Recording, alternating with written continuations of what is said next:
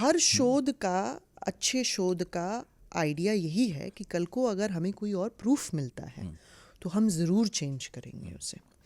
But point ये है कि आपको प्रूफ कौन दे रहा है, कैसे मिल रहा है। फॉर एग्जांपल अगर आप बाबरी मस्जिद की बात ले लें, बाबरी मस्जिद की खुदाई में ये कतई प्रूव नहीं हुआ कि नीचे मस्जिद था, नीचे मंदिर था।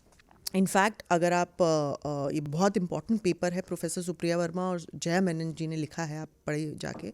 वो ऑब्जर्वर्स थी एएसआई एक्सकवेशन की। उन्होंने दो बहुत इंपॉर्टेंट बातें बोली। उन्होंने सबसे पहली बात बोली कि एएसआई ने एविडेंस बनाया है अपने आप से।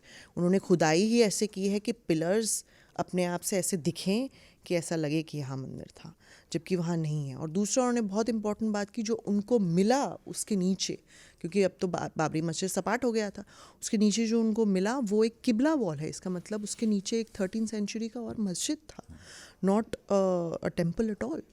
तो ये जो अब आइडिया है कि ये आपके पास एविडेंस है, आप इस एविडेंस को अगर दरकिनार करके अगर आप इसको बड़ी बात नहीं रखेंगे तो आई थिंक वो फिर आगे चल के उससे बड़ा प्रॉब्लम हो जाता है। जो आपका क्वेश्चन था, मैं थोड़ा भूल रही हूँ, दोबारा अगर आप कोई बात नहीं, वो सब ऐसे गड़बड़ होता रहेगा। नहीं आप प्लीज़ दोबारा बताएं। मैंने इसमें यही कहा था कि ये तो हमेशा गुंजाइश है ना कि जब भी कोई हमें कोई नया, हाँ, तो वो तो ये जो अगर आप एएसआई का इसमें रोल देखें तो आई थिंक एएसआई का बड़ा ही कंट्रोवर्शियल रोल हो जाता है।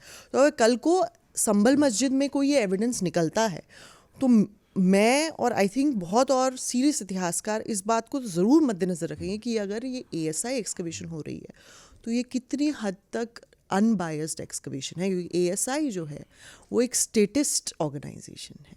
एएसआई कोई अनबायस्ड ऑर्गेनाइजेशन नहीं है, वो स्टेट के अंडर आती है। आर्कियोलॉजिकल सर्वे ऑफ इंडिया जैसे एनसीईआरटी है, वो भी स्टेट के अंडर आती है।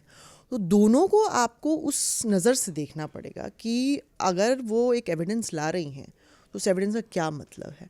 प्लस अगर आप एक एविडेंस ला रहे हैं कि चलिए ये मंदिर है, मीडिया में क्या दिखाया जाता है, यहाँ एक फूल बना हुआ है, फूल बना होने से एक मस्जिद मंदिर थोड़ी बन जाता है।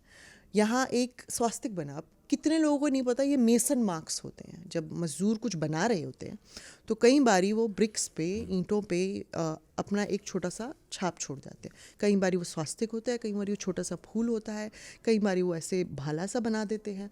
तो अब वो कहीं सारी इमारतों पे हैं, टेम्पल्स पे भी हैं, वो कुतुब मीनार पे भी बहुत है, उसको मेसन मार्क्स कहा जाता है।